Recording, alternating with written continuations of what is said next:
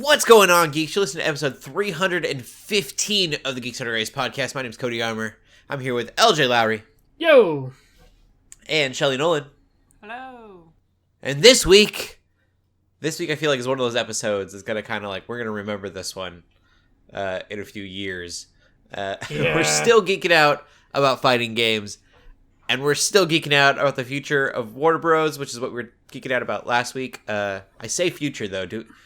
Is there a future for Warner Bros.? Is it on fire? Do they have a master plan? We don't know. We're gonna dive into what we've read so far and what we know so far. But I'm gonna be honest with you. A lot of it is kind of just maybes. It feels up in the air still. Yeah. Yeah. A lot of rumor going on right now. Yep. I don't totally know what to make of it, but we'll get into it. Let's start with gaming. I haven't played any games, LJ. It's been a crazy week for me. How about you? So I've played a few different games across a few different streams this weekend. The first one I played on our own channel is the game called Good Job, and it's an indie game that's featured on a Direct a few years ago. But then I saw it was on sale on the Switch multiplayer sale. And it was a good time. You basically climb up the corporate ladder in almost a literal sense. You're this character, your dad's the CEO, I guess. And this is all done through like stick figures and stuff. But you basically have to complete different tasks. One of them is like get the projector, where it needs to go. And you literally can like hook up like a cord and just like launch the projector out the window from above and like cause chaos.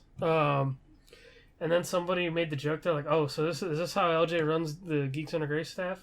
I'm like, yes, nice. It's pure chaos in there. It was funny.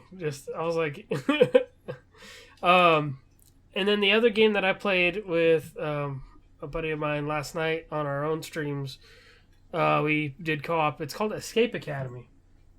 And it's an escape room style like video game that was designed by actual like escape room like developers. Like, oh yeah. So and Anna played it for a couple weeks on our own stream on the GUG stream, and she really enjoyed it. And then I told my buddy about it, and I was like, hey dude, you need to go watch her stream because you might like this game. He goes, yep.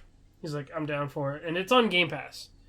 It's good fun. It's got split screen even online, so that way you can look at each other's screens to help complete the clues and like the like levels and stuff. It is great.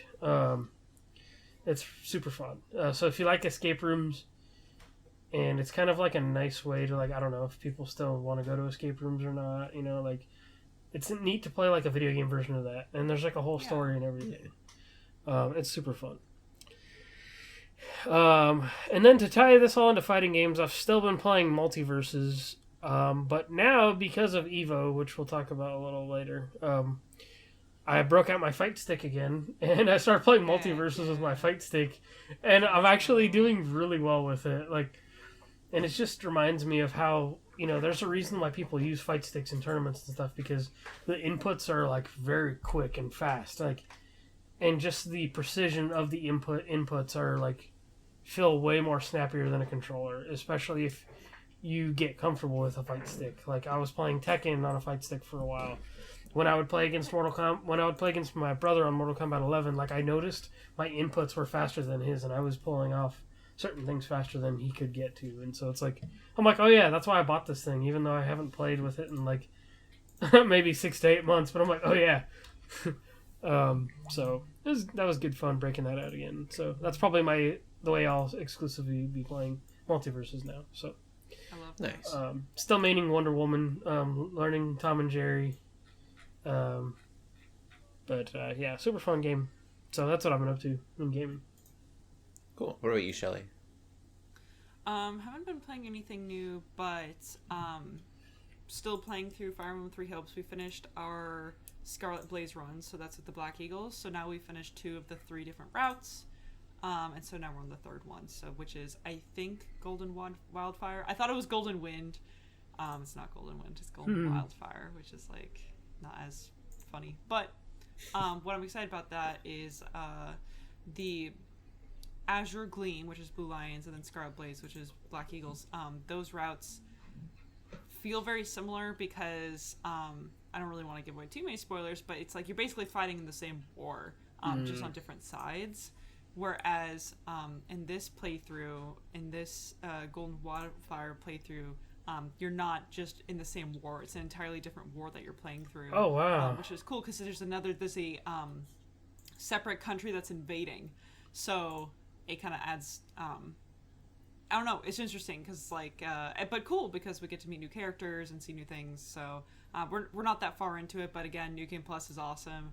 So we still have all like the really good items and things. But yeah, we will probably finish that fairly soon. Because again, every New Game Plus playthrough goes way faster than an original one. That game is still fun though. So I don't really know what more to say about it. I already talked a lot about this game, but I still like it. So that's cool. all I played though. All right. Well, we'll get into the gaming news then. Go ahead, Lj. All right. So the first, I guess, probably most fresh piece out of the bunch is that the Marvel Midnight Suns game has been delayed. And this gives it a wider window. I think it was supposed to come out in October. I'm all about delays, honestly, especially for a game like this. It's like, I don't feel like anybody's going to care that much, so if you push it back a little while just to like tighten it up and make it better, then that's totally awesome. But they have said on Twitter, and they did the little like, oh, here's an image with text on it, for a special announcement. And they have said that they're delaying it to the end of the fiscal year. Which, when I think fiscal year, I think of January, February, March, because that's usually when that happens. It's like, oh, we can't delay it any further, so let's get it out then so we can still make money on this year. Right. So I'm going to guess, which, dang, if it does get delayed to like March, that's almost the whole year at that point. But like I said, I'm okay with it because we still got plenty of other stuff to play, and there's a whole season of releases coming that it'll probably be a wash for that game, honestly. So if they get out earlier in the next year when there's not a lot going on, then that's cool too. Or even like in December or something when it's like a little quiet. So yeah, that's kind of that for Midnight Suns. And hopefully it'll be capitalizing on, when people are going to be excited for Marvel again. So yeah. That's probably a good move, to be honest. And then the next piece of news, which came out of EVO, which I really don't think, like, they announced a few, like, characters for different games and stuff, like season pass stuff. But the biggest one of note, I think, is that they did reveal a new character for Street Fighter 6 named Kimberly. And she looks awesome. She's a totally new character. She's got some cool looking moves, and she uses like spray paint and stuff, and like special. Like, I love this like urban art direction they're going with, like Street Fighter. It's like kind of hip hoppy vibe, which they haven't kind of like went with like a hip hop-ish vibe since like the soundtrack of like Street Fighter like Third Strike. And so I'm down for this. Heck yeah. I know, and it's like, their advertisement is like, oh, like it's time for the new era, and I'm like, yeah, let's do it. So we'll have to see what comes out of it more. Another character announced in that same trailer was Jury, who first came in Street Fighter 4, I believe. That's when her first appearance was. But with that, I do want to mention EVO real quick. EVO was pretty cool. I did catch as much of it as I could. I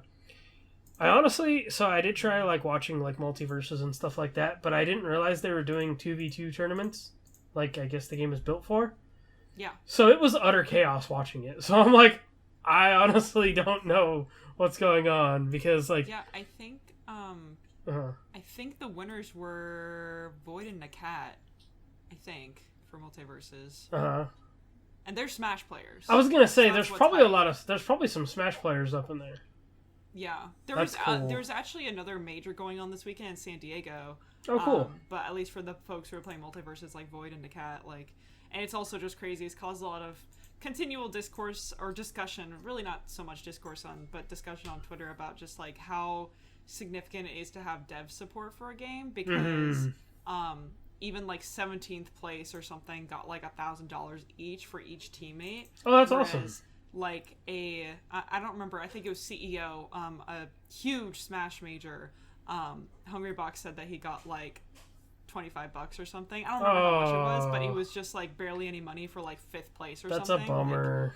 Like he was top 8, so it's just a continual, be like, oh well, it'd be nice if Nintendo actually supported us so we could like make money on this game. But it's like, it's just sort of like, it's exciting to see other games like Multiverses have that support, because more support is always good, but it's just sort of like we wish we could have that for our game. And it is sad, because it's like there felt, it did feel like there was something missing without Smash being there, like, because Smash is the thing that I would watch when all the other tournaments I watched like were done. And so like I watched some of Mortal Kombat, some of Dragon Ball Fighters and stuff, but the thing I always make sure to watch, just because I'm a Tekken player, is the top 8 for Tekken. And so I guess one of my favorite kind of like plots, my favorite plot lines, I guess, of this tournament is that in 2019, I probably talked about it before, but this guy Arslan Ash, he came out of nowhere, like from Pakistan, and won the Tekken World Tour stuff, won like Evo Japan. And so he became this name that everybody felt like they had to beat. And he fought, and he won 2019. He straight up won Evo. And then, I'm trying to remember if he fought him before. I believe he might have, or they never fought yet. But there's another South Korean player named Nee who has never won a Evo, who won this time. And what was crazy is this time is Arslan Ash fought against his training partner and teammate, also from Pakistan, named Khan. And so I actually saw the tweet as I was... Team kill. Yeah, and he actually tweeted, he goes, I don't want to do this fight, but I have to. And I was like, oh. And so he actually lost against his buddy, and which was huge, because he's like the guy to beat. But also, you'd expect your teammate to be the one to beat you, because it's like if you train together for so long, and they know what stages to pick, especially because Geese, the guy the character he was using is real good when you get people up against walls and you get those combos and the wall and damage and stuff. When Arslan's character is Zafina, she's a very much like, he uses her to move around and kind of like get space, and so it's like when he didn't have that space, he was in trouble. So he would try to choose the stages that were open and didn't have walls and stuff. So, and then there was Nee and Khan in the finals, and Nee ended up winning, which was, I guess that's cool for him, because it's like the dude has never won one yet. But it's like, if Arslan was there, that would have been a heck of a finale. So a heck of a final. So I just have to give Tekken a shout out. But it's like, I love the plot lines of Evo and like following these players that it's like I remember like once a year, and I'm like, oh yeah, I know that guy. Like that guy was fun to watch. But it's so fun. I want to go one year. That'd be really fun. That'd be cool. I think the energy in that room, and just I'm like, I feel it just by watching it, but I'm like, I want to be in that room like with all that. That would be so fun. Yeah, but anyway, that's my annual like Evo talk. So, and then I guess you guys, or maybe Shelley will be able to speak more to this, but they did have the Pokemon Scarlet and Violet showcase thing, the like trailer. Or whatever. I did watch the trailer. Mm-hmm. It looked cool. I think that's all it was the trailer, right? I haven't wanted a Pokemon game in a while. Yeah, it's crazy how like I actually am excited for this. And it's weird because I think with Sword and Shield, I was kind of a little bit on the hater side, a little bit. I was kind of part of the crew of Pokemon fans. I was like, I don't know, this doesn't look very good. You were like I refuse to spend money on this game. Pretty much, yeah. But now I'm like totally on the other side of the fence. I'm just like, they're implementing the same mechanics, at least a lot of the same mechanics that we saw in Legends Arceus that I really like. So like, why wouldn't I be excited for this game? They're trying new things. But now it's funny seeing that there's still a bunch of haters, and now I'm no longer in that pool of people, and I'm just like, what's going on? It's just kind of funny. But I legit haven't been excited for a mainline Pokemon game in so long. I think the last one I was genuinely really hyped for was the Gen 3 remakes, like Omega Ruby Alpha Sapphire, just because I love Gen 3 so much. But it's like, I still got X and Y. I still got Sun and Moon. I really, drew the line at Sword and Shield. I never got those games. But I still got, like, every Pokemon game just because I'm like, gotta get the next one, gotta do it. But I was always disappointed, never finished it, would hardly get far at all. But I think this game I'm actually going to have a lot of fun with. And I actually love a lot of people don't like that these legendary characters, these legendary Pokemon, are like your little motorcycles, your little thing that help you traverse the world. I think it's really freaking cool. But some people are like, well, it kind of makes them seem not as cool as legendaries if you could just get them right away. And I'm like, for me, I think it's cooler because then you actually get attached to them. You actually hang around them a lot. It's not just like having a random Pokemon and be like, here, you're my ride, It's like they're companions, kind of.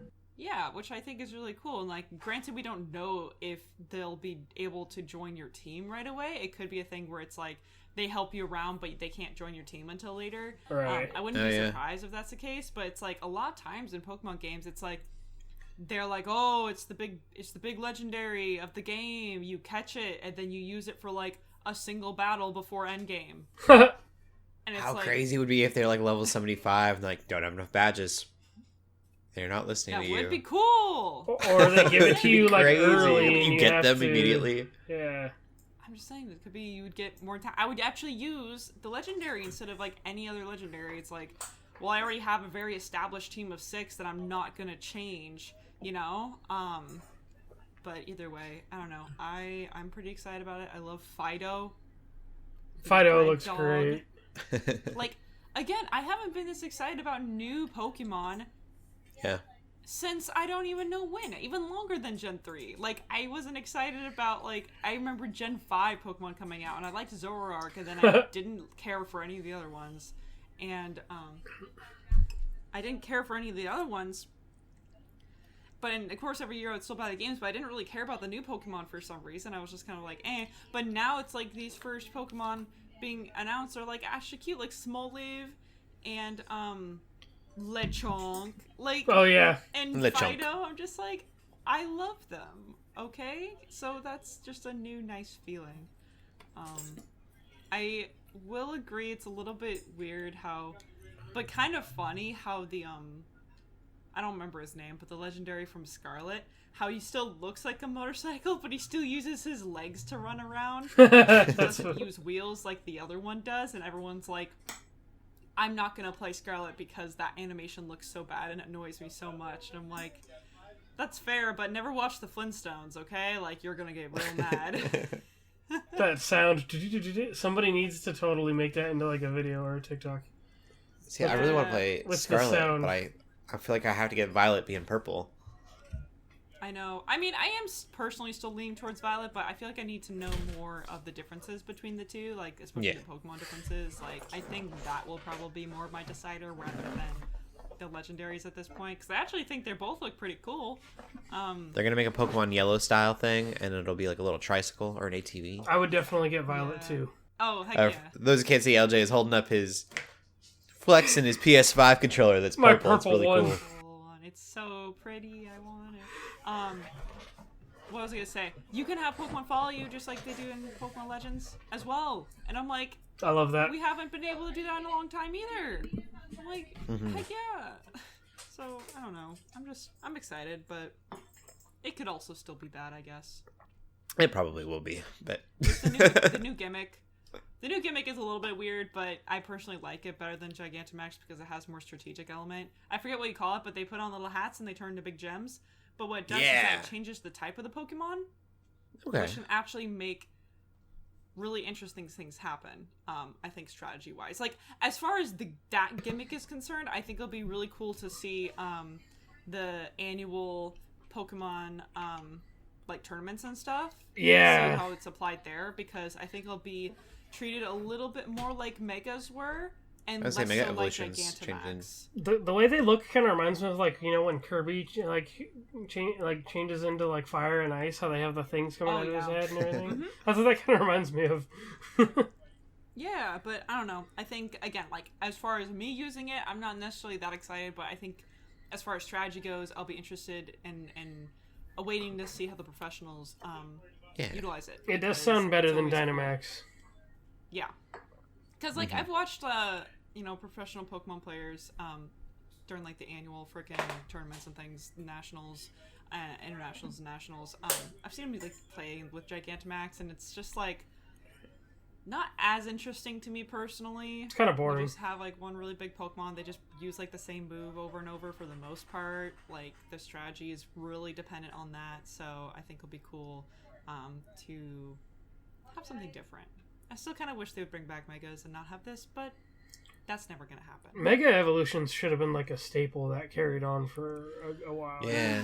That would have been nice, but nope. That would be cool. Mm-hmm. Pokemon should do a lot of things. Yes. You're not wrong. We'll see. Ain't that the truth? Before we dive into this HBO stuff, we are going to do a little bit of movies. LJ, you watch movies. I did. I watched 2 of them. Some big ones too. The first one I watched was Bullet Train. I went with my family and it's kind of nice. I forget how like my theater is like kind of inexpensive. We went Thursday afternoon and it was only $20 for like 3 of us for tickets, and I was like, that's a good deal. But Bullet Train is super fun. Honestly, like I forget that it was directed by the person who directed Deadpool 2, so it's a lot funnier. It's more funnier than I expected. I expected some kind of like, oh, this movie's going to be like try to be like another like John Wick, where it's going to be like flashy choreography and stuff, and you know, which it was like the fight scenes are really good and fun and funny in it. But just the characters are so silly. It felt like a comic book movie, which is a good thing I feel like to say because it's not actually based on anything. So like to me, it's like if they were able to emulate that style, in which I could see maybe this being based off like a one-off, like comic or like trade paperback, like graphic novel type of thing. Yeah, that's really good. Yeah, and the actors in it, they all do a great job. Brad Pitt is great. His character is like this recovering like hitman who's like gone through like therapy and stuff, and so it's it's just like that there's a lot of humor there. Like I really like his character because I connect with his character just because he says a lot of the cliche things like they teach you in like therapy and recovery and stuff like that. So it's great. There's some cameos. There's some really good cameos in there that are fun to see. Cool. But yeah, it was a fun movie. The other one that I'm working on the review for on our website still is Prey, the new Predator movie, and I think it's really great. It's the movie that I'm going to say this is because I talked about this on the Infinity Bros podcast, which that episode went out today. I got to be a guest on there and talk about the movie with them. My thing is that this is my number one Predator movie, not only for how good it is, but it's the movie I can go to somebody who's never seen a Predator movie and be like, hey, watch this. Because everything else is just kind of bad or cheesy or just not appealing to a lot of people these days. Mm-hmm. So this is the movie like I can say like, oh, go watch it on Hulu because it's got a good story about a young Native American woman who like she's not looked at as like the hunter or this warrior type person. Right. And that plays into her favor a lot in the movie. Without going into more detail, but it's all like I guess the like girl power, like I'm gonna prove myself story is not really all that original, But with this, it is because it's like with Native Americans and stuff, it's like a rite of passage. The thing I think is also great is that there was a lot of support from like the Comanche Nation and a lot of people and producers that worked on it and helped make it. Ember Mid Thunder is awesome. Like that's her last name is Mid Thunder. That's like the coolest last name on earth. Heck yeah. But like, and even her mom like owns like a casting like agency and stuff. Like, and they had a lot of things that they basically like checked into, and they made it with love. Basically, it wasn't just Hollywood being like, oh, let's just take these Native Americans and put them in here. Right. But it's good. The Predator design is awesome. There are a few video game influences I see in the movie too, because Dan Trachtenberg has been known to be a video game fan. The composer of the soundtrack is the woman that she did the soundtrack for like a bunch of Assassin's Creed games, and like cool, which are really good. And Origins in particular is my favorite soundtrack. And she also helped work on the Valhalla one as well. I thought so. Okay, yeah. Because I thought it was the Valhalla like composer exclusively, but then I'm like, oh no, it's this person who it's like the soundtrack. The Assassin's Creed soundtracks are great. Right.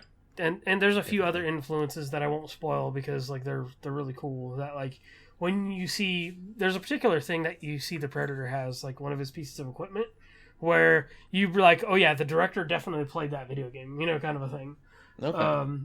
So then the I Predator saw calls for a feudal Japan Predator movie. Yes. Now that this is doing so well, and I'm like, I'm down for all of these like historical warrior Predator movies. So there's one of two ways they could go with this. There's like a little like, I mean, it's not a like post credits thing, but there's like this drawing they show in like the like end credits, where I interpret it this way, is that because of Naru, the main character, because of her fight with the Predator, that could mean like, oh, like that's the reason that the Predators decide to go back to Earth, is because, oh, now the humans are formidable. Like, we know that this planet is, we can hunt here. This is a challenge. Either that or like, or like, hey, there's going to be more movies, or hey, there's going to be more coming here. Like if we do more movies, like.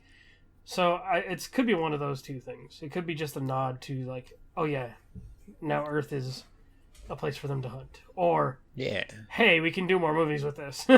I'm down. Give me all the historical warrior movies. Yes. I mean, in Predator Hunting Grounds, there's literally a Predator Viking costume. Cody goes, what? In Predator Hunting Grounds, the video game, one of the costumes you can get for the Predator is Viking themed. That's cool. I turn real fast. Yeah, Cody goes, I'm in. What? I was going to say I want a Viking Predator movie. I want a feudal Japan Predator movie. I want a pirate. Pirates versus Predator. Just everything versus Predator? Yeah. Pirates versus Predator would be amazing. Anyway, yeah, I'll have to send you a screenshot of what that Viking one looks like. But yes, it is really good. And like, I'm leaning on giving it like, it's probably more like it's like an 8 or an 8.5, but for me it's like a 9. It's not a perfect movie. I still have minor gripes with it, but very minor gripes. Like, it's mostly nitpicky stuff. So that's where I'm at with the movie. Is like it's a movie that's okay with being a movie. It's not like, oh, we're gonna be this like Oscar winning like thing, or we're trying to tell this amazing touching story. It's just like, no, like, we're telling a good story in a movie that's just okay with being a movie. I looked up the Viking armor. Yeah, it's cool. Did? Yeah. Yes. That's awesome. You will like the Predator in this too, because the way his design is. I think. Yeah, I saw it in the trailers. It looks awesome. And yeah, and I was trying to avoid including images of that in my review because I'm like, I don't know how much of the Predator they've actually shown, because I basically watched one trailer and never watched anything else until the movie came out, and that was it. So, anyway, my my Predator rant is over. So. Okay. Well, let's dive into this. I really don't know how we're gonna. There's so much to cover. Yes. Basically, spreads everywhere. We mentioned last week that what's his name? There was Alan Horn. And was then the jumping Flash on, and then that could getting canceled. I'm assuming that was more. Wait, did the Flash get canceled? Is that the show? The show, yes. Yeah, Arrowverse being taken out back is the way I put it last week. And then, who is is it the CEO that's making all these changes right now? Well, that's the guy who's like speaking on behalf of Warner Discovery. Is David something or Z with a Z something. Z. I really wish I had the name off the top of my head. I think one of those articles I have has his name in there. One of those articles in the notes. I think it's part of the HBO Max stuff. Basically, someone has jumped on that is not just a advisor, but it's kind of like a new chairman or a new CEO or something like that. Yeah, the new CEO of Warner Discovery. Yep. Yes, yeah, that's it. And I'm assuming that maybe that's why they got Alan was because of him and all the changes that he's making. But DC got a shake up that like the person that makes the DC movies is in charge of that was about to walk out on the job and is now going to wait for Black Adam. Mm-hmm. That's again all rumor, but okay, so much has happened. It's basically all revolves around HBO and Discovery, which are two different streaming services, I think, right now, right? Discovery have a streaming service. Yeah, and Discovery they're going Plus. to join. Yeah, Discovery Plus. They are going to join together. It'll be a new streaming service. It probably will still be HBO Max, I think. No, people are thinking HBO Max is going to be the thing that goes. Oh, really? It'd be Discovery Plus? Yes, and see, I think one of those articles I put in there is the way it's, people are the speculation is that it was that they wanted to put less into scripted content, which is scary. So weird. Yeah. So let's just go down the list here. There's so much. I don't know. I mean, let's start with the big thing that kind of kicked it off, like Batgirl. Yeah, Batgirl got canceled. Mm-hmm. And that's a movie that's basically done, from what I've gathered. They lost $90 million, or they were in $90 million into it. Yeah. Yep. It's insane. So the movie's almost done, and then they go to cancel it. And for me, I mean, there's these rumors that they're going to bring back the Snyderverse, or they have a 10-year plan we'd also read about. And so, like, for me, I'm like, cancel whatever you need. Let's get that off, like, up and going. But then you've got Joker 2 getting an official date. Lady Gaga is, like, announcing that she's going to be teaser. in it. Oh, my gosh. She's going to be Harley Quinn. Yeah, so then I go, if you're going to continue doing that... Which is the thing I feel like we don't want, or we don't need, is a Joker sequel. Then why cancel this Batgirl? And maybe that has to do with The Flash, because Keaton's supposed to be in this Batgirl movie. Yeah. We got a lot going on with Ezra Miller right now. But, I don't know, it just seems like a weird call to cancel a movie that's almost done. Yeah.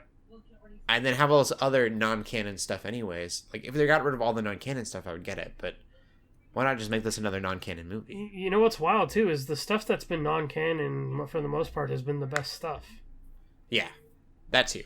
I guess Shazam technically is, but, like, still, like, most of everything that hasn't been canon has been great.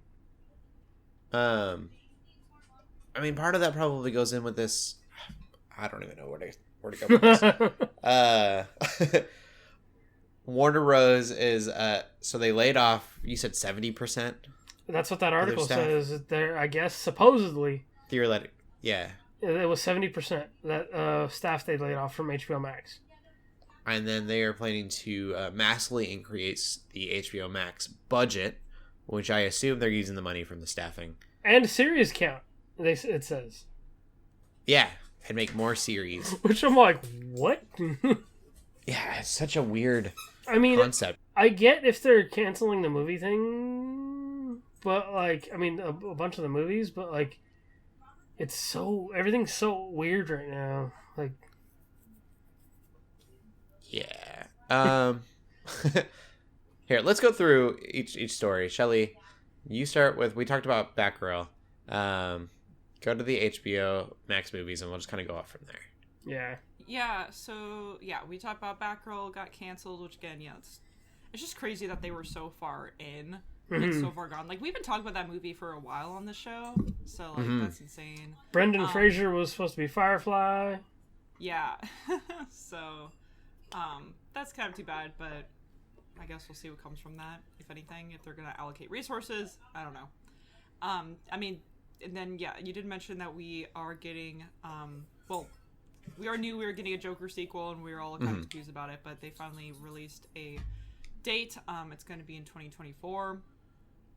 And Lady Gaga's going to be in it, and I think it's confirmed that she's going to be playing Harley Quinn. Yeah, it was from her own it's a musical thing. Which, I mean, it's Lady Gaga, that makes sense. And to be clear, like I'm okay with Lady Gaga playing Harley Quinn. That's the part I don't mind. It's just like, do we need the sequel?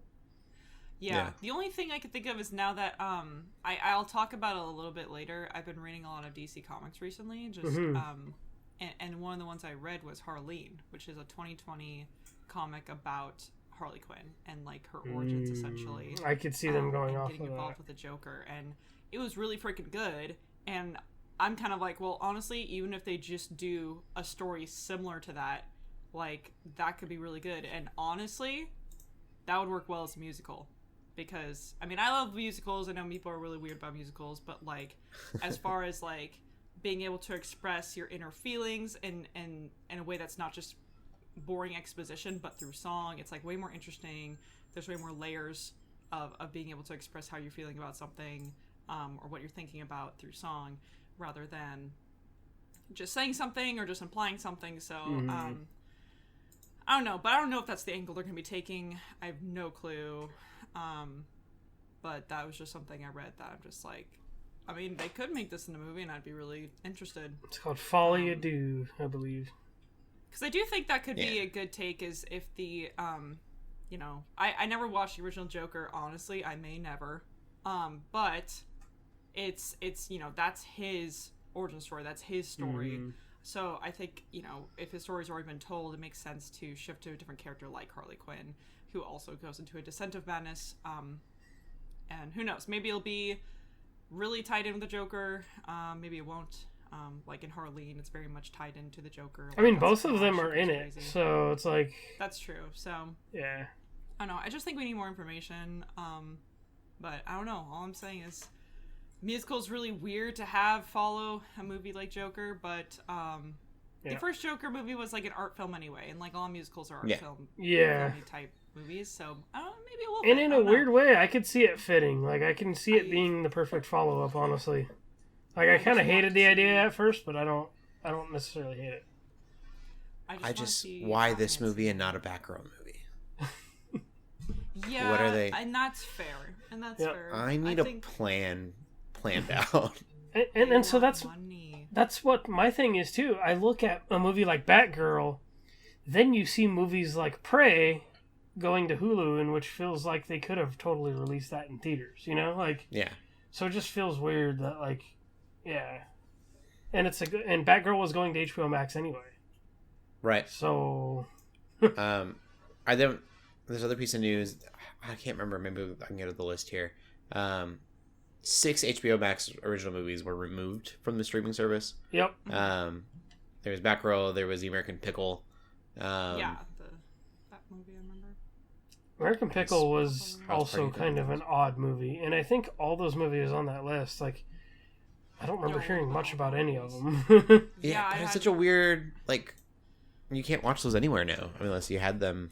I did see American Pickle on Vudu the other day, so I'm like, okay, if somebody really wants to watch that, they could, but even I've never seen the other 5 movies on that list. No. But I'm like, I just think it's important to preserve. Yeah. Like, that's the most terrifying thing to be about digital rental services is that, like, if something goes off Netflix, the Netflix original, if they didn't get like a DVD thing, it's just gone. Yeah, we get into this discussion with video game stuff all the time, and now it's definitely. Like, it's with movies now. Yeah, we don't own anything. It's a weird spot. Yep. I think there's a lot of rumors going around, and what they really need is kind of lay out what the plan is and announce stuff, and I'm sure they're just not ready to do that yet. Yeah. It seems like almost as if everything's getting leaked, and I know that he's announced some things. The way that they're announcing things is terrible. Maybe during their HBO Max layoffs. They laid off their PR guy. I don't know. And that's like a thing that I was talking about earlier when we were preparing for like with the notes, is that I tried to find and see if there was a list of things that were actually confirmed safe. Mm-hmm. The one of the few things I saw was that Peacemaker apparently is safe according to James Gunn. I saw some stuff about a fourth season for Harley Quinn possibly happening, even though season 3 just started. Aquaman 2, and it's getting Ben Affleck instead of Michael Keaton. So I feel like something's going on with Keaton. The only thing I can think of, so in that situation, it was theorized that the reason that they did Ben Affleck, put back Ben Affleck in Aquaman 2 is because it's going to release before The Flash. And The Flash was going to introduce Keaton as Batman. So it wouldn't make sense for it to come before Flash goes and kind of messes with things. Yep. Yeah, and I think they're probably still trying to figure out what to do with the Flash, because of he was just arrested. They were just arrested again. Yep. Charged with felonies and stuff. Yep. I don't know what the plan is. I feel like we're probably going to have to wait for DC fandom. We brought this up during the San Diego Comic-Con. It was so light for DC's movie announcements, and if they were talking about all of this, it makes sense that it would be so light. It seems like they're going to make a plan. If there is a 10-year plan, then I would hope that we would kind of see that at DC fandom. If that even happens. I haven't even seen a date or anything for that. I don't know if we're getting a DC fandom. I just assume. Mm-hmm. Yeah, I hope so, but I mentioned this on my Facebook, and I'm going to announce it on the podcast too, because I think it's a good idea. I think we should get like a Flashpoint Paradox, and a bunch of people let me know that we have a Flashpoint Paradox movie already, which I realize we actually kind of have two in a way. Mm-hmm. But you take more of like a Multiverse of Madness situation, and you get Flash, whatever reason, opens up a multiverse thing, and then you get every live action like property of DC's in an animated form. You get the voices you can from the actual actors. The other ones you find them like the What If series, and then at the end of the movie, make a really good movie, and then at the end of it, just have what is canon and what is not, and what's gone away, and get rid of Flash and Arrow and all the CW TV shows, and get rid of Titans if you need to. They could do like a Infinity War thing and just like dust half of everybody, yeah, just wipe it all, and then literally they can still exist in their own universes, but be like, this is the universe that we are now currently going to be acting within, and then kind of work from there. You could you could even spot clean. You could do an Aquaman and be like, well, Aquaman is canon in Justice League, but not in his movies, or vice versa. You could do whatever you wanted with that, and then everything would kind of instead of a straight timeline like Marvel does, you can have theirs will be like boom, boom, boom, boom. It'll be like it'll be all over the place. yeah. There's Marvel, and then this has turned into like Legend of Zelda. We don't really know what's happening. Looks looking like the broken timelines in Loki now. Yeah. Yep. That's how it already is, kind of. I don't know. I need to know more, I guess. Mm-hmm. What are you guys? Are you worried for the future of DC or Warner Bros? I guess in total, or are you excited for what's ahead? I mean, it's just kind of like I didn't anticipate that there were going to be this much amount of change in such a short amount of time, because like literally just last week sudden. There might be some change happening. I really kind of expected very minimal or more subtle changes, but no, freaking Alan Horn or whatever is just going in there axing everything and it's crazy. So and then like these layoffs are never really good. I mean, they can they could be productive for the future, for long term, so it's probably why they're doing it, but it's still like kind of sucky that it has to happen, Yeah. Mm-hmm. That's no fun. In fact, it's really quite depressing, but I don't know. It's good if they want to refocus. Maybe they can make some good content in the future. I think it's just hard right now because the only thing that we know right now is like Joker 2, and all we know besides that is just all this stuff that they're cutting. So, and it's like, I don't really know how to feel about it, I guess is what I should say. Probably some change is better than no change for Warner Brothers. So, but it's just a matter of, is this going to be positive or negative change? I don't know. But at the same time, it is true that the way they were kind of going, the trajectory they were going was not good. So maybe sudden change is exactly what they need. I don't know. LJ? The thing I'm worried about is... because of the Warner Discovery thing, I'm worried about a lot of the content that HBO Max has, even the old stuff. I'm worried about that going away because honestly, like, HBO Max honestly has the strongest quality of content on their streaming service. Like, I know they do have some like sitcoms and everything like that, but like, I mean, they have some random stuff, but not as random as like other streaming services. Like, a lot of their stuff is quality. And definitely. They also cycle movies out every time HBO, the actual network, does.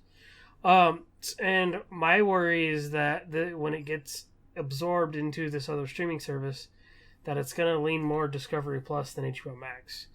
What I would like is if they do a joint, which they're going to do the joint service I think next year. In hindsight, that would honestly help save me money because I do pay for Discovery Plus for my parents. So I'm like, okay, cool.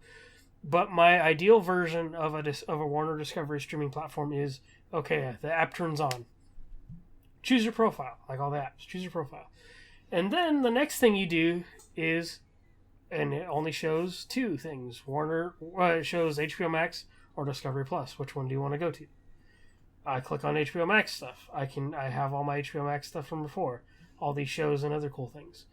And then on the flip side, you have the Discovery Plus button, which would take you just to everything Discovery Plus. Like, I wish the two would just be integrated in such a way that, like, you can decide whichever one you want to watch. And I know it'll be, like, so integrated that stuff is going to be difficult to find. I do love how streamlined HBO Max as a platform is, too. Because you can literally go to, like, if you scroll all the way to the bottom, you can go to all the different networks and, like, properties they actually have and look there.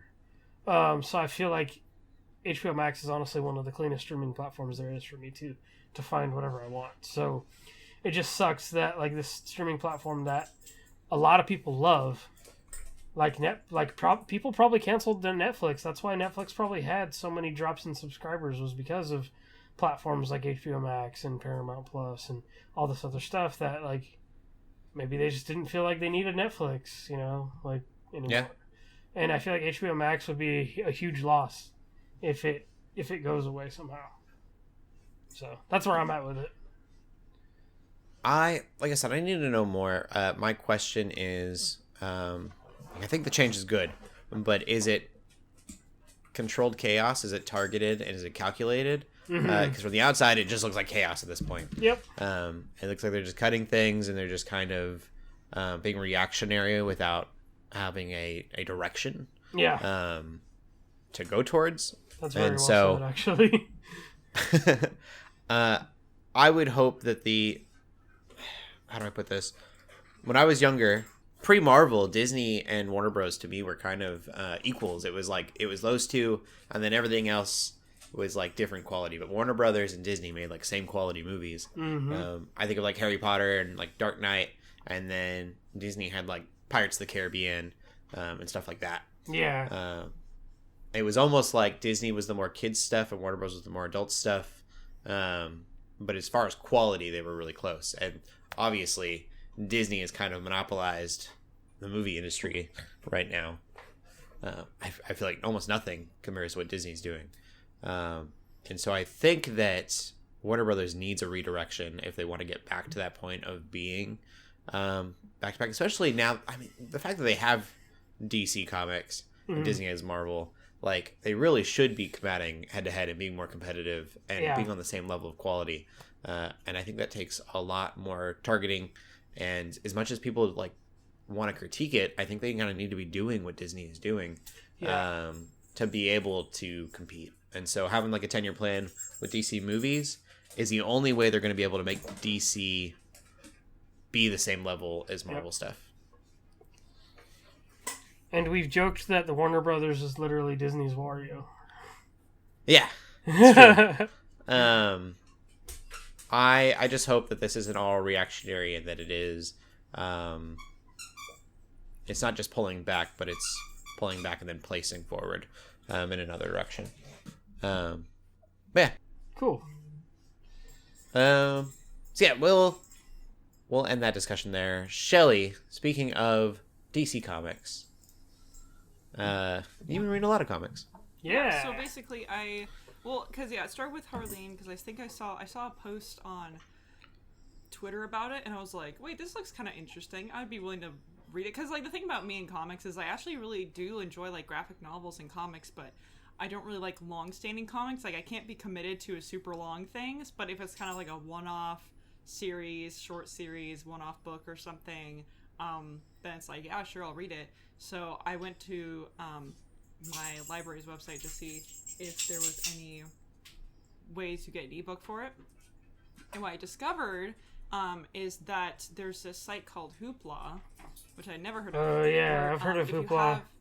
If you have a library card, you get like 10 free books, or they have more than just books. They have like shows and stuff, but it's like you get 10 free books per month.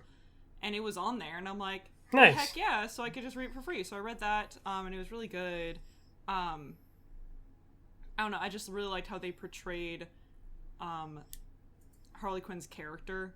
She felt very real, and you know, there's kind of this. I didn't know much about her sort of origin story and backstory. All I knew is that, you know, she was, I guess, a psychiatrist or psychologist, and somehow like tried to help the Joker, then ended up like falling in love with him, and then it turned into a very toxic relationship. But it was just cool seeing it really play out and the sort of steps it took, and again, she just felt like a really real character, which was really cool, and also really continued to make Joker look like a villain, which I thought was good, because I feel like they easily could have not, right? Yep. So I really enjoyed reading that, and I enjoyed it so much that I thought, well, what other things can I read while I'm here? And I remembered there's this guy named Gabriel Piccolo.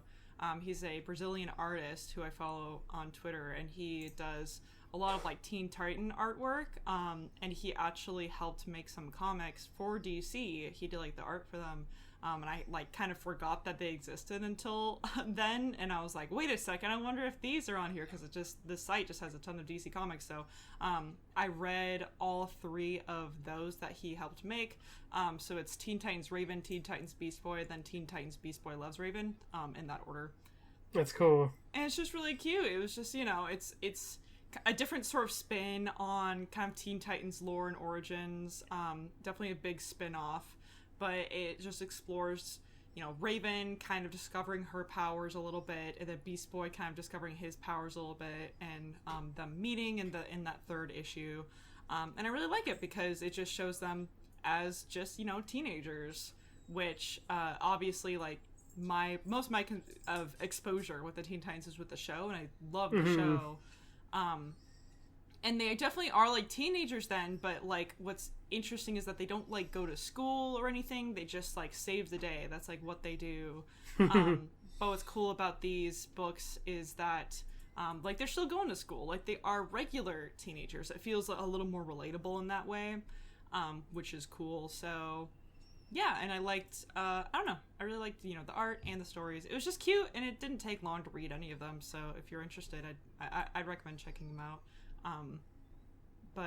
Yeah, and I'm just excited to be able to read more. They have the entire Sandman series on the site, so I think I'm wanting to read through that. They also have a Dune graphic novel, which I'm like, well, shoot, reading through Dune would take a long time, so maybe I should try reading the graphic novel. They also have graphic novels of Percy Jackson series, which I never read through, but I always heard was really good. So I only watched the stupid movie, and everyone says it's bad, so I believe them.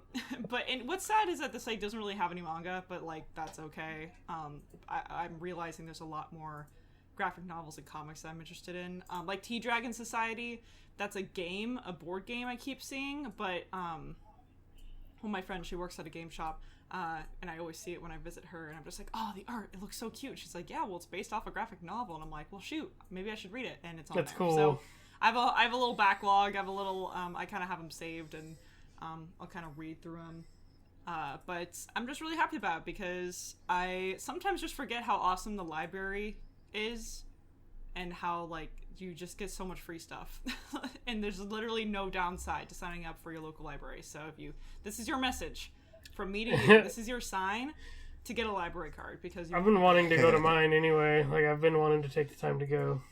Yeah, it's just nice. It's one of those things where people kind of just don't realize it's so good because, at least in this country of ours, I know we have listeners outside of the U.S., but in the U.S., literally nothing's free. So it's like kind of amazing that the library, like getting a library card is such a good deal. So it's still pure. Yeah. But yeah, it's just very unlike me to read a bunch of comics, but I'm excited about it. So that's all. Cool. We will end the podcast there then. Shelley, where can they find you at? You can find me on Twitter at TheShellshock24. And LJ? You can find me streaming on our Geeks Under Grace channel on Friday nights, twitch.tv/Geeks Under Grace. And you can find me on Facebook, Instagram, and Twitter. Or TikTok, Instagram, and Twitter at LJ the Paladin. Cool. You can find me on Instagram at Cody Armour. Keep gaming, keep praying, and God bless. Bye. Peace.